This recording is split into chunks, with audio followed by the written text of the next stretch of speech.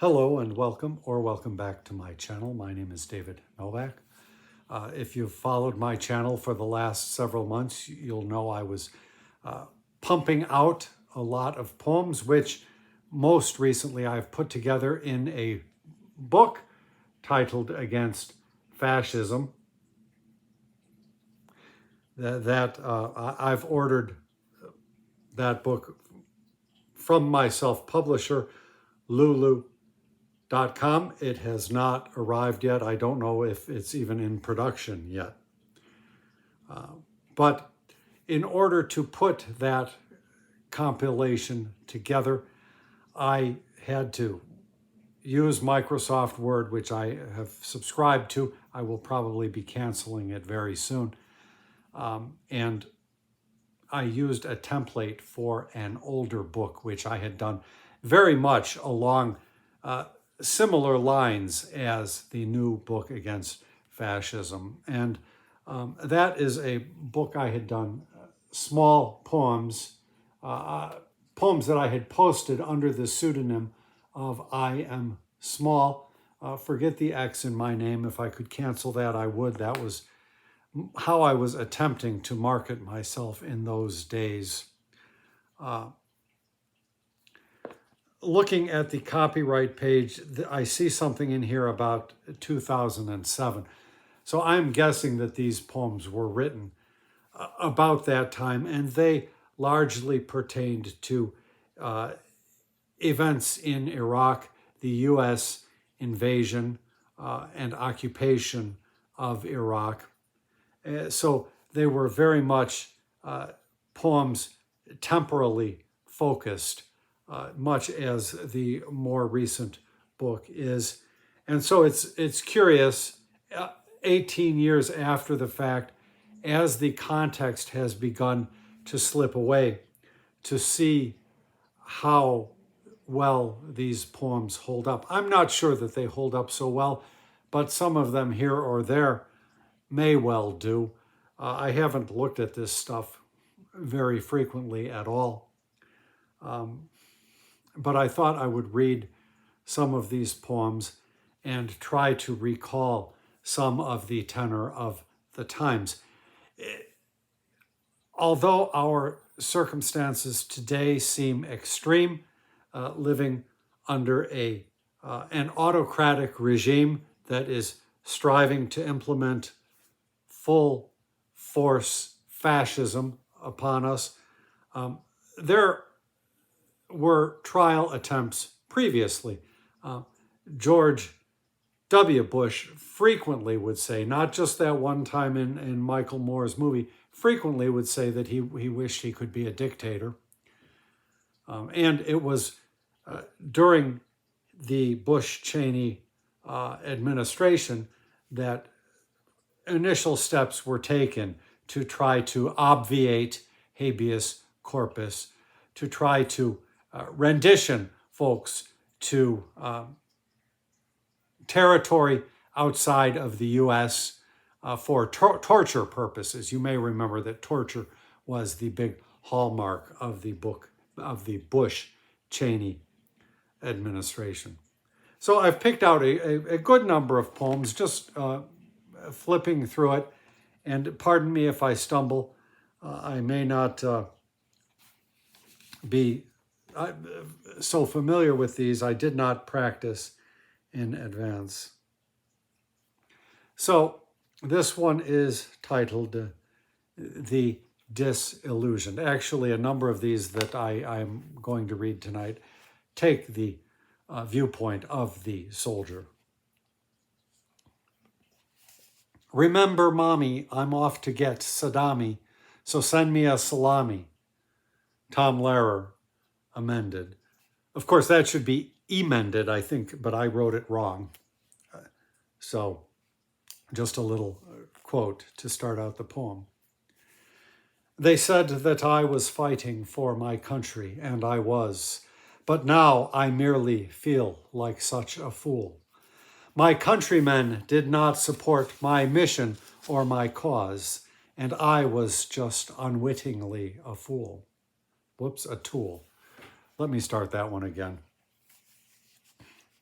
When I sit here, I can't see because I have weird shadows coming down. So this is the disillusioned. Remember, Mommy, I'm off to get Saddami, so send me a salami. Tom Lehrer emended. They said that I was fighting for my country, and I was, but now I merely feel like such a fool. My countrymen did not support my mission or my cause, and I was just unwittingly a tool.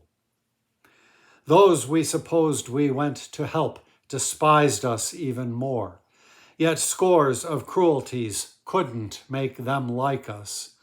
And we returned the feeling, move me over by the door. I like the kind old sun and blooming ficus. Read me futility that I might drink the bitter dregs. I hear the words and feel the sunlight's warm.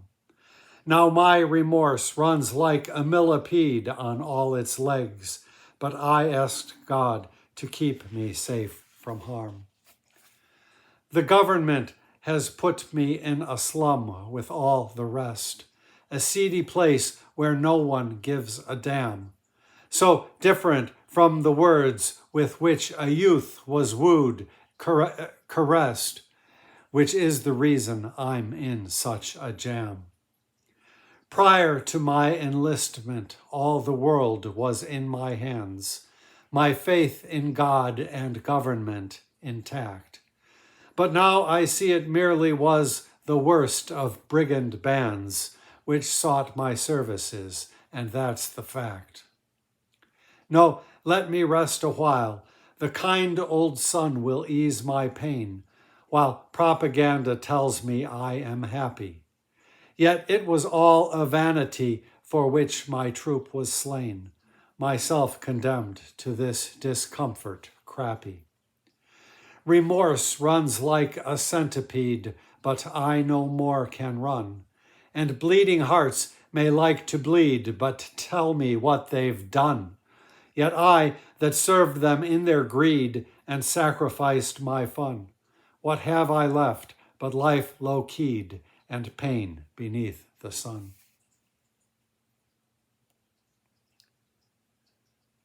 One of the casualties of war.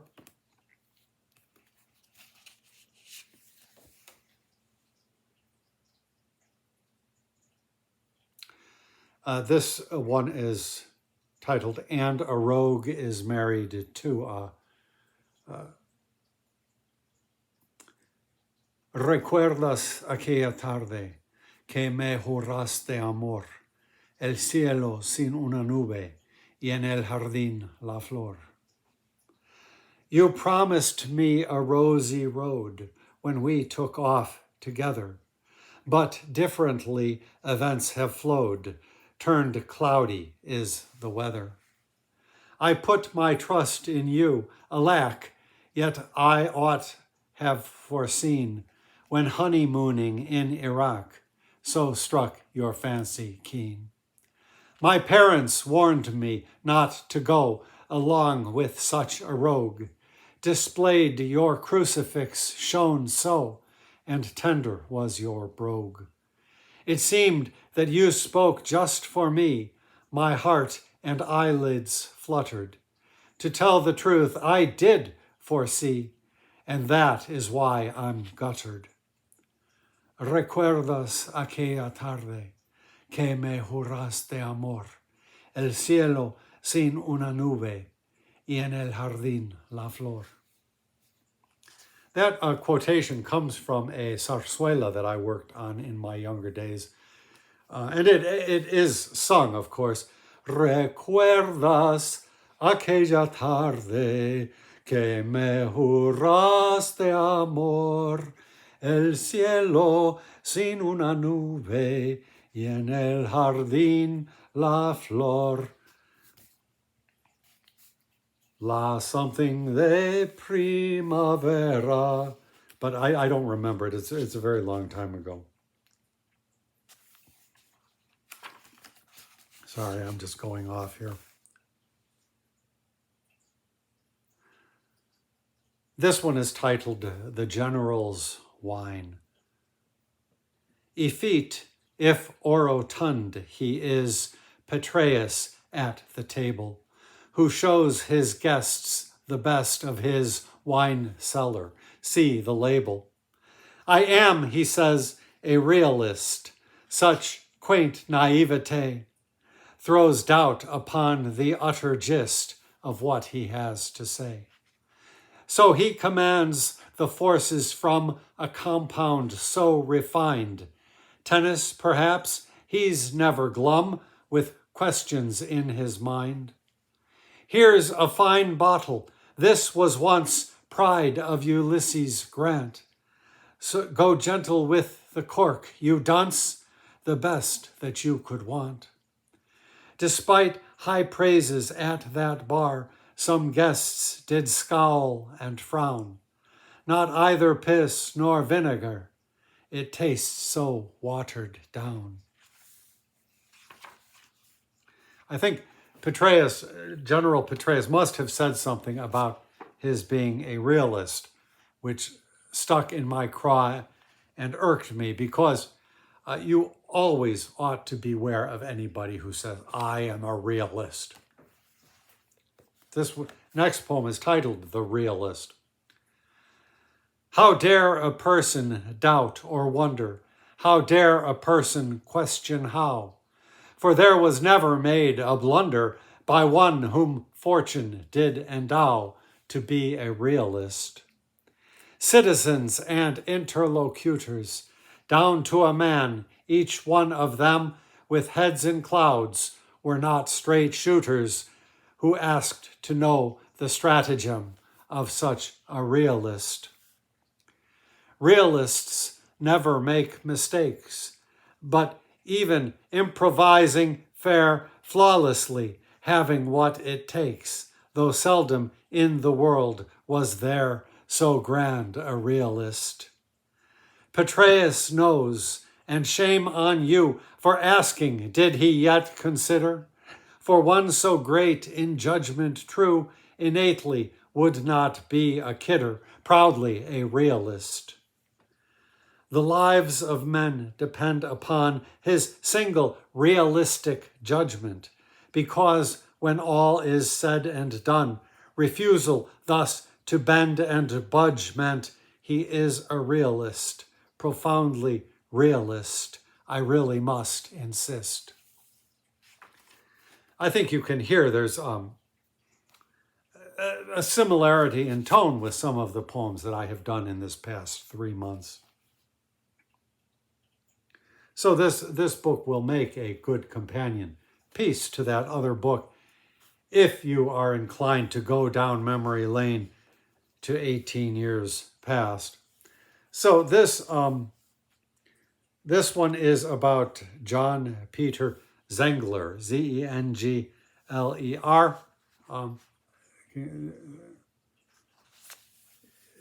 You can find him on Wikipedia, to be sure. Yet lives the spirit of Zengler? Could it have been so long ago? I do believe it was. Existed people that did show a deference to laws, but also to such principles whereof law is expression. Today but reprehensibles would make a long digression. Democracy, as has devolved to capitalistic caging, from standard values has absolved itself while fads are raging. New fads on which to make a buck. Who cares the why and wherefore? What matters is the deal gets struck, a joy all lives prepare for. A little graft, a little grease, to make the thing run smoothly. A whole slew of indemnities, no matter how untruthly. Systematic con or payment under table. 'Tis but the way business gets done, why protocols disable. But it was not always so. Each man today an angler for private ends, both high and low. But once, John Peter Zengler, at risk to his own livelihood, to his own scope of living, stared down the gauntlet where he stood, in truth without deceiving. A humble printer he, but oh, he stood on higher ground than men today. How long ago was such conviction found? Today men fear to criticize their government or even such social pillars they despise because by malice driven. Unroll the scroll of petty thefts conducted in full view by low and high officials, hefts expanded, nothing new, but new the utter silence with which such crimes have been greeted, when honesty is deemed a myth and slanders false repeated. Where is that Zengler of today, or Hamilton defender, as gives a damn, will have his say, not moved by legal tender, epitomized in beaucoup bucks, but higher faith regard for liberty and truth, while clucks the rabble in the yard.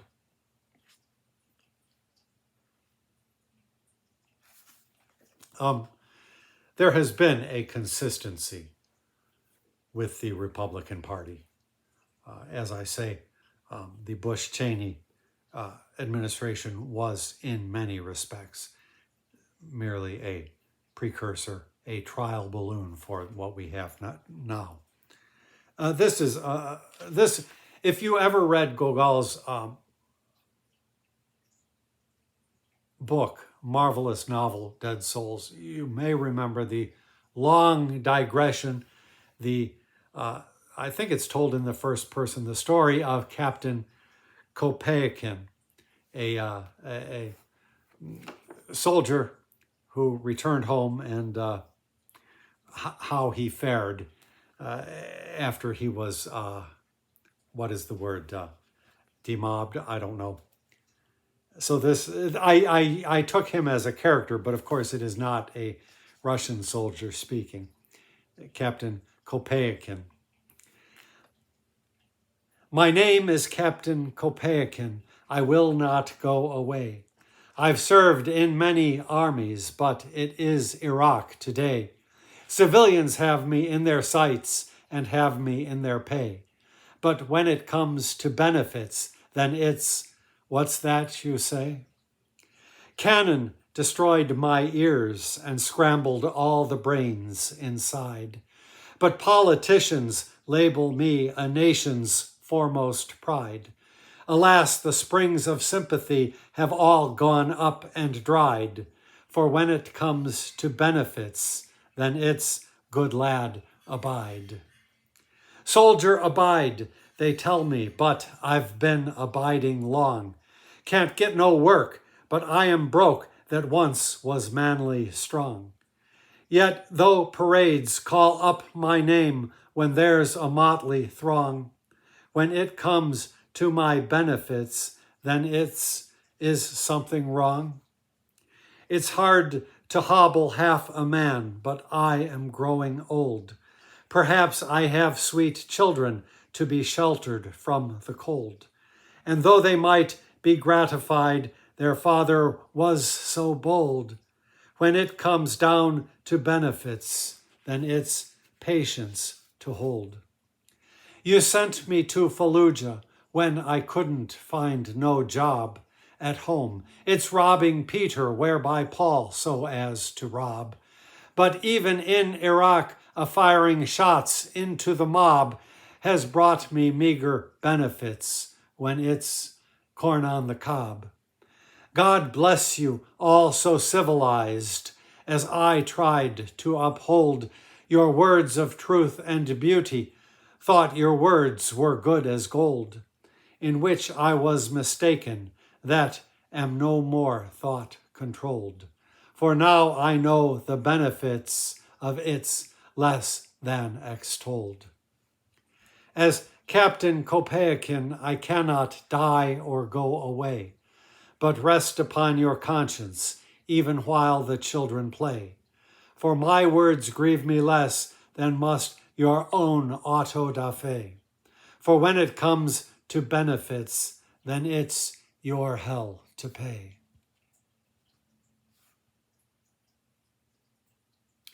This next one is a short one, deliberately riffing on something that Michael Ventura wrote, and an article from his book, Letters at 3 a.m., I think. This is titled, Theirs Be the Tears, after Ventura. Burning a bit of Eden, drive away your shame and sorrow. Happy you are to be alive in spite of what you borrow. The debt will have to be repaid by those that follow after. Yet, so the laugh is you got laid, theirs be the tears, not laughter.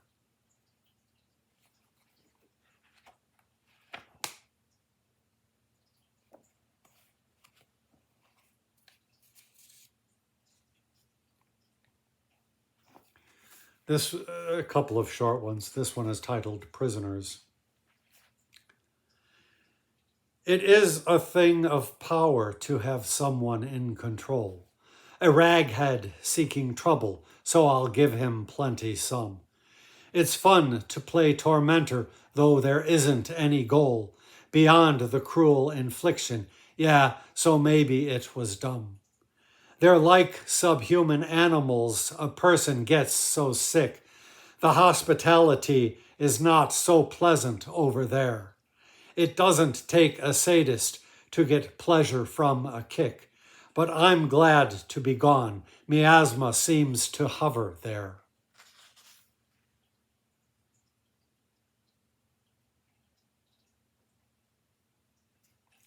And then the next one is titled The Water Border. You tie some wrappings on his face, and then you tie him down. So fixed immobile, he has no recourse. Then when you pour the water, it is like to make him drown, as blind he neither understands the source, nor can resist the awful press about to suffocate, controlled upon the incline to prolong. Though in my vast experience, it's not too long a wait, if sometimes, though the answers may be wrong. You may remember back in those days, torture was all the vogue, and Republicans and citizens of that ilk were bending over backwards to try to justify the use of torture, even though information gotten under the duress of torture cannot be relied upon.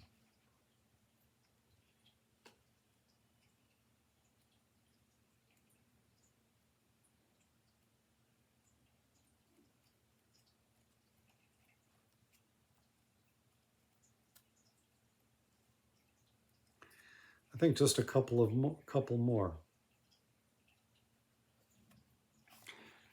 As with this current crop of poems, I would write the poem, and I don't even know that when I was posting them blindly, I gave them titles. Maybe I did, maybe I didn't, but I was just coming up with titles willy-nilly. Sometimes they're a bit silly, like this one. This one just punning irrelevantly. When I put together the new book, I tried in some cases to go back and just touch it up a little bit and give it a more serious and more apropos title. So this one is titled Peking and Ducking. It seems strange that Republicans are so into boy loving. But why should Craig go to The Hague when he was just Karl roving? By which I mean before a snit's throne, acting hypocrite. It seems high-principled and bald folks don't know when to quit. What is it with these Christian fundamentalists as well, that seem to go to bed with boys which they can never tell, if not with myriad prostitutes in seedy bought affairs?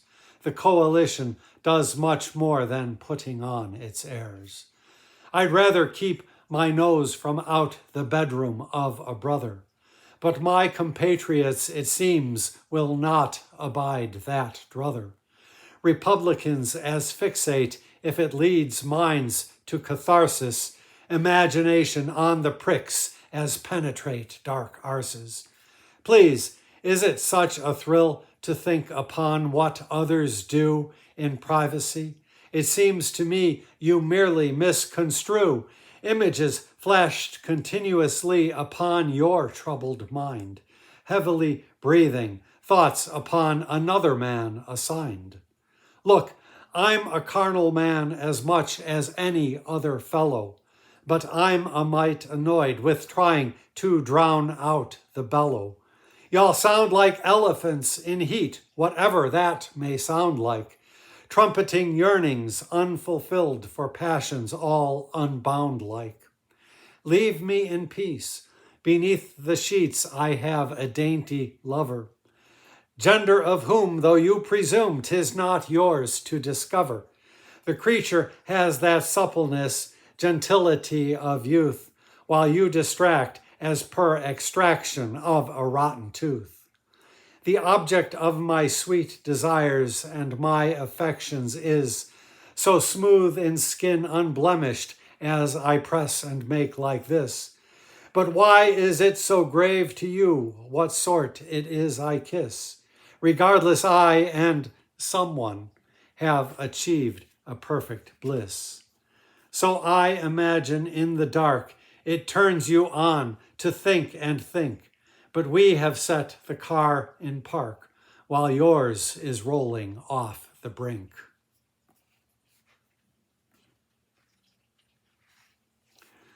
Times certainly have not changed, have they?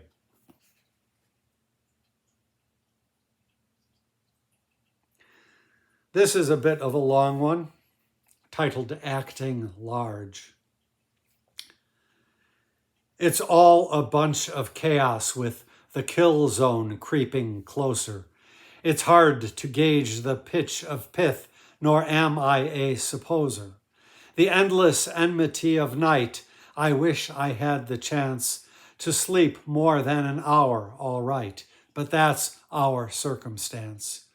One never sees the enemy who walks the mortars in, but when one lands too close to me, it makes my head to spin. I'm weary of this awful place and God-forsaken mess. Another snafu for the case. It aren't no game of chess.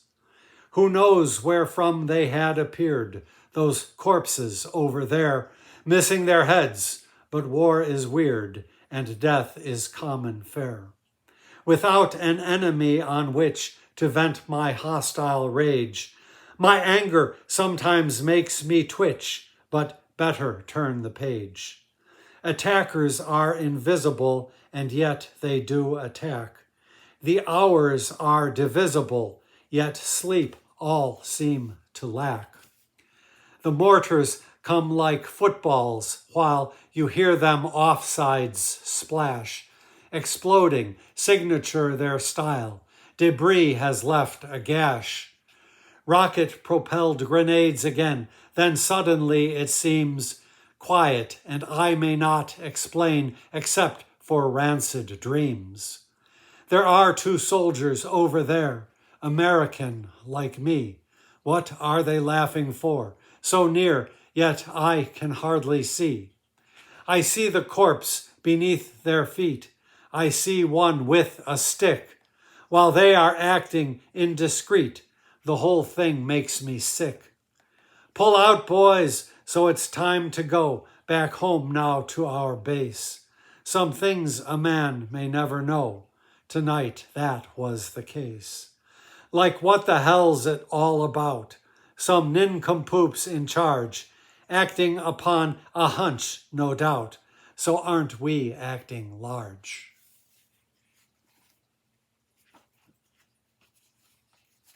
And this last one that I will read, I know I read this one on this channel in some previous reading. I will do it again. It is titled PTSD. D. On false pretext they sent me off to murder and create. But there 'twas hard to hold aloof vacuity of hate. And now the matter rests with me, but I don't rest at all. And it may be PTSD, but I'm not blessed at all. We are the men that don't fit in, there's no more fitting now, because nobility struck tin with which men did endow their fantasy as left a mess all scrambled in my mind. So I was left with PTS and D not far behind. The Army says that my SD existed pre-post trauma, so not a dime will give to me, except I have my mama to tell me hold my temper down, but she has never been there, where cognizance emerged full-blown, smack in the midst of sin there. I thought that I could be a hero, that I could go to school, but concentration nearly zero has made me look the fool. And I may know the alphabet my teachers taught to me, but first in their disorder set now PTS and D. I never knew the kind of rage as in my brain inhabits, but not a player on the stage. It is not shooting rabbits that got me to an awful fix, though you might find it funny. PTSD plays funny tricks. I wouldn't hurt Bugs Bunny. And yet, at minor provocation, I'd take a school bus out. It's all because I served a nation that didn't have a doubt. Derangement by rage reinforced has got me drinking liquor, but while I cauterize the worst, hostility grows thicker. So all young men who go to war, although your cause be noble, they'll show you that esprit de corps, but leave you with the trouble. A peck of trouble, as with P, preceding T and S, and then at last a final D to lodge at your address. Wherever you may go, and with self-medication helping, there is no helping with the myth. Hostility keeps whelping, despite nobility pronounced on all the TV stations. PTSD when they have pounced, one's burden, not the nation's. Did I say that right? Let me read that last stanza just to make sure. Wherever you may go and with self-medication helping, there is no helping with the myth. Hostility keeps whelping, despite nobility pronounced on all the TV stations. PTSD when they have pounced, one's burden, not the nation's. So that was a handful of poems from this old book, small poems. And you can expect more of the same from the new book when it shows up. Thank you very much for stopping by my channel and for listening this far if you have done so.